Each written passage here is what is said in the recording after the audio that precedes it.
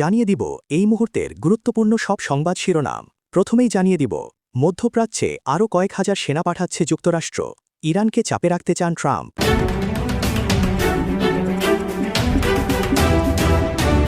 তারপর থাকছে মার্কিন অবরোধের প্রথম দিন, হরমুজে জাহাজ চলাচলে কী প্রভাব পড়ল।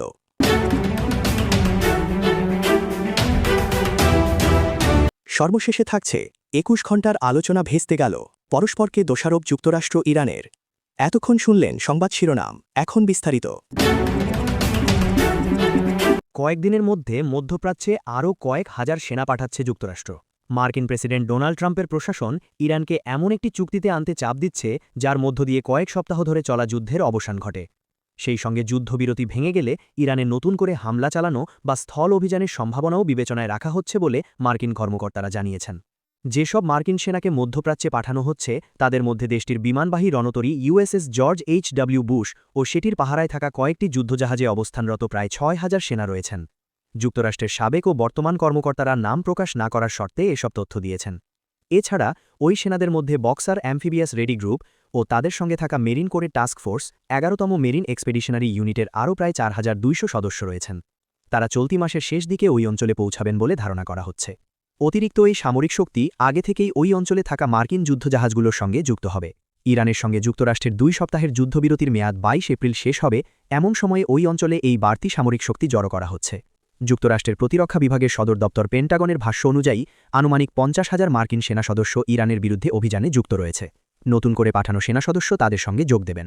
তেহরানকে অর্থনৈতিকভাবে চাপে ফেলতে মার্কিন প্রেসিডেন্ট ডোনাল্ড ট্রাম্প রোববার ইরানের বন্দরগুলোতে যাওয়া এবং সেখান থেকে আসা নৌযানের উপর অবরোধ আরোপের ঘোষণা দেন। ইরানের শাসক গোষ্ঠী যেন হরমুজ প্রণালী খুলে দিতে বাধ্য হয় সেজন্য চাপ প্রয়োগ করতে চাইছেন তিনি। পারস্য উপসাগর দিয়ে মধ্যপ্রাচ্যের তেল পরিবহনের জন্য হরমুজ প্রণালী অত্যন্ত গুরুত্বপূর্ণ পথ। ট্রাম্প একই সঙ্গে তার ভাইস প্রেসিডেন্ট জেডি ভ্যান্সের নেতৃত্বে আলোচনার মাধ্যমে ইরানের পারমাণবিক কর্মসূচি বন্ধ করতেও চাপ দিচ্ছেন।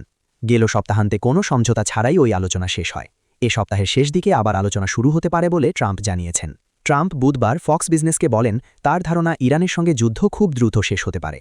তিনি আশা করছেন যুক্তরাষ্ট্র যদি ইরানকে পারমাণবিক অস্ত্র পেতে বাধা দিতে পারে তাহলে মধ্যবর্তী নির্বাচনের আগেই গ্যাসের দাম যুদ্ধের আগের পর্যায়ে নেমে আসবে।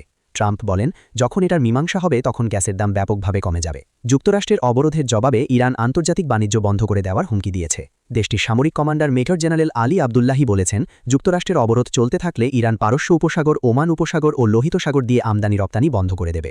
ইরানের আধা সরকারি বার্তা সংস্থা তাসনিম তাকে উদ্ধৃত করে বলেছে, ইরান তার জাতীয় সার্বভৌমত্ব ও স্বার্থ রক্ষায় শক্তিশালী পদক্ষেপ নেবে। এই পরিস্থিতিতে ওই অঞ্চলে যুক্তরাষ্ট্রের নতুন করে সামরিক শক্তি পাঠানো নিয়ে দেশটির নৌবাহিনীর অবসরপ্রাপ্ত অ্যাডমিরাল জেমস ফোগো বলেছেন, অতিরিক্ত মার্কিন যুদ্ধজাহাজ পৌঁছালে ইরানের ওপর চাপ আরও বাড়বে এবং শান্তি আলোচনা ব্যর্থ হলে ইউএস সেন্ট্রাল কমান্ডের প্রধান অ্যাডমিরাল ব্র্যাড কুপার ও অন্য জ্যেষ্ঠ সামরিক কর্মকর্তার হাতে আরও বেশি বিকল্প থাকবে। জেমস ফোগো বর্তমানে নর্দার্ন ভার্জিনিয়ার সেন্টার ফর ম্যারিটাইম স্ট্র্যাটেজির ডিন। জেমস ফোগো বলেন, আপনার কাছে যত বেশি টুল থাকবে আপনার তত বেশি বিকল্প থাকবে। ইরানি বন্দরগুলোয় সব দেশের জাহাজ চলাচলের ওপর মার্কিন অবরোধ আরোপের প্রথম দিন ছিল গতকাল মঙ্গলবার। এদিন আলোচিত হরমুজ প্রণালী দিয়ে নৌযান চলাচলে এ অবরোধ বড় কোনো প্রভাব ফেলতে পারেনি। অর্থাৎ গুরুত্বপূর্ণ এ পথে জাহাজ চলাচল যতটা কমবে বলে মনে করা হয়েছিল তা হয়নি। নৌযান চলাচলের তথ্য উপাত্তে দেখা গেছে, গতকাল হরমুজ প্রণালী দিয়ে অন্তত ৮টি জাহাজ চলাচল করেছে, এর মধ্যে ৩টি ইরান সংশ্লিষ্ট ট্যাঙ্কার। যুক্তরাষ্ট্রের প্রেসিডেন্ট ডোনাল্ড ট্রাম্প গত রোববার ইরানের বন্দরগুলোর ওপর অবরোধ আরোপের ঘোষণা দেন। এর আগে পাকিস্তানের ইসলামাবাদে শান্তি আলোচনায় বসে ওয়াশিংটন ও তেহরান। কিন্তু দীর্ঘ আলোচনা হলেও দুই পক্ষ একটি চুক্তিতে পৌঁছতে ব্যর্থ হয়। শান্তি আলোচনা ভেস্তে যাওয়ার পরেই ট্রাম্প অবরোধের ঘোষণা দেন। এ অবরোধ জাহাজ চলাচলের প্রতিষ্ঠান, জ্বালানি তেলের প্রতিষ্ঠান ও যুদ্ধের ঝুঁকি সংক্রান্ত বিমাকারীদের আরও অনিশ্চয়তার মধ্যে ফেলেছে। খাত সংশ্লিষ্টরা গতকাল বলেন, গত ২৮ ফেব্রুয়ারি ইরানের ওপর যুক্তরাষ্ট্র ও ইসরায়েলের যৌথ হামলা শুরুর আগে হরমুজ প্রণালী দিয়ে প্রতিদিন ১৩০টির বেশি জাহাজ চলাচল করত। সেই তুলনায় এখনকার সংখ্যাটি খুবই কম। মার্কিন সেন্ট্রাল কমান্ডের পক্ষ থেকে সামাজিক যোগাযোগ মাধ্যমে পোস্ট দিয়ে জানানো হয়েছে, অবরোধ আরোপের প্রথম ২৪ ঘণ্টায় কোনো জাহাজ মার্কিন অবরোধ ভাঙতে পারেনি। আরও বলা হয়েছে, এ সময় মার্কিন বাহিনীর নির্দেশে ৬টি জাহাজ মুখ ঘুরিয়ে ইরানি বন্দরে ফেরত গেছে।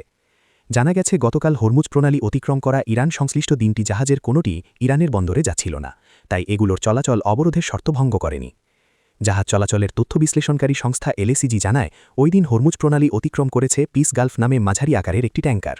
পানামার পতাকাবাহী নৌযানটির গন্তব্য ছিল সংযুক্ত আরব আমিরাতের হামরিয়া বন্দর। জাহাজ চলাচলের তথ্য বিশ্লেষণকারী সংস্থা কেপলার জানিয়েছে পিস গালফ সাধারণত ইরানের ন্যাফথা পেট্রোকেমিক্যালের কাঁচামাল এশিয়ার দেশগুলোয় রপ্তানি করার জন্য মধ্যপ্রাচ্যের অন্যান্য ইরানি নয় এমন বন্দরে পরিবহন করে থাকে মার্কিন নিষেধাজ্ঞার আওতাধীন দুটি ট্যাঙ্কারও সংকীর্ণ ওই প্রণালী অতিক্রম করেছে একটি জাহাজ মার্লিক আসান কেপলারের তথ্যমতে জাহাজটিতে বর্তমানে কোনো পণ্য নেই আগামীকাল ১৬ এপ্রিল ইরাক থেকে জ্বালানি তেল নেওয়ার কথা রয়েছে এটির জাহাজটি আগে এমকেএ নামে পরিচিত ছিল এবং অতীতে এটি রাশিয়া ও ইরানের তেল পরিবহন করেছে আরেকটি জাহাজের নাম রিচ স্টারি এটির পরিচালনকারী প্রতিষ্ঠান সাংহাই জুয়ানরুন শিপিং কোম্পানি লিমিটেড যুক্তরাষ্ট্রের নিষেধাজ্ঞার তালিকায় রয়েছে ইরানের সাথে বাণিজ্যিক সম্পর্ক থাকায় প্রতিষ্ঠানটি মার্কিন নিষেধাজ্ঞায় পড়ে এলএসিজি আর কেপলারের তথ্য অনুযায়ী মাঝারি আকারের এই ট্যাঙ্কারে প্রায় 2,50,000 ব্যারেল মিথানল বহন করা হচ্ছে এটি সংযুক্ত আরব আমিরাতের হামরিয়া বন্দর থেকে যাত্রা শুরু করেছে তথ্য আরও বলছে জাহাজটিতে চীনা ক্রু রয়েছেন এবং এটি চীনের মালিকানাধীন চীনের পররাষ্ট্র মন্ত্রণালয় গতকাল বলেছে ইরানের বন্দরগুলোর ওপর মার্কিন অবরোধ বিপজ্জনক আর দায়িত্বজ্ঞানহীন সতর্ক করে দিয়ে বলা হয়েছে এটা উত্তেজনা আরও বাড়াবে তবে চীনা কোনো জাহাজ হরমুজ প্রণালীতে চলাচল করেছে কিনা সে বিষয়ে দেশটির পররাষ্ট্র মন্ত্রণালয় কিছু জানায়নি ইতিমধ্যে মার্কিন বাহিনীর পক্ষ থেকে নাবিকদের একটি বার্তা পাঠানো হয়েছে রয়টার্সের যাচাই করা ওই বার্তার বলা হয়েছে মানবিক সহায়তার যে কোনো চালান এই অবরোধের আওতামুক্ত থাকবে মার্কিন অবরোধের বিষয়ে ইটালির জেনোয়া বিশ্ববিদ্যালয়ের রাষ্ট্রবিজ্ঞানের অধ্যাপক ফ্যাব্রিজিও কোটিচিয়া বলেন যুক্তরাষ্ট্রের প্রতিটি জাহাজ আটকানো বা নিজেদের হরমুজ প্রণালীতে প্রবেশ করার প্রয়োজন নেই তারা মাঝে মাঝে অবরোধ আরোপ করতে পারে এই অধ্যাপক আরও বলেন এক্ষেত্রে জাহাজগুলোয় আক্রমণ চালানো হবে না বরং সেগুলোর মুখ ঘুরিয়ে দেওয়া হবে মার্কিন যুদ্ধজাহাজগুলো হরমুজ প্রণালীর বাইরে ওমান উপসাগরে অবস্থান করবে